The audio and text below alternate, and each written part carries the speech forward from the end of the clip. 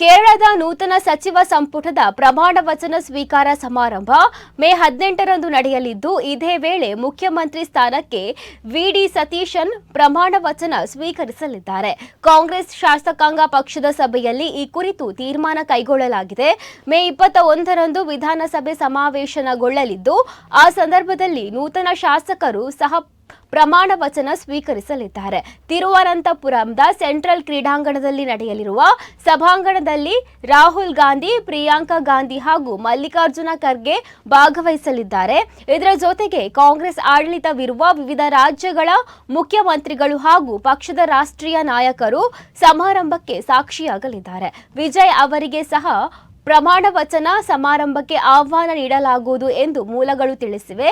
ಇದಕ್ಕೂ ಮುನ್ನ ನಿಯೋಜಿತ ಮುಖ್ಯಮಂತ್ರಿ ವಿಡಿ ಸತೀಶನ್ ಅವರು ರಾಜೇಂದ್ರ ಅಲೈಕರ್ ಅವರನ್ನ ಭೇಟಿ ಮಾಡಿ ಸರ್ಕಾರ ರಚನೆಗೆ ಅಗತ್ಯ ಬೆಂಬಲ ಪತ್ರ ಸಲ್ಲಿಸಿದರು. ಬಳಿಕ ರಾಜ್ಯಪಾಲರು ಸತೀಶನ್ ಅವರನ್ನ ಸರ್ಕಾರ ರಚಿಸಲು ಅಧಿಕೃತವಾಗಿ ಆಹ್ವಾನಿಸಿದ್ದಾರೆ. ಈ ಸಂದರ್ಭದಲ್ಲಿ ಕೆಪಿಸಿಸಿ ಅಧ್ಯಕ್ಷ ಸನ್ನಿ ಜೋಸೆಫ್ ಹಾಗೂ ಕೇರಳದ ಉಸ್ತುವಾರಿ ಹೊಂದಿರುವ ಎಐಸಿಸಿ ಕಾರ್ಯದರ್ಶಿ ದೀಪಾ ದಾಸ್ ಮುನ್ನಿ ಉಪಸ್ಥಿತರಿದ್ದರು.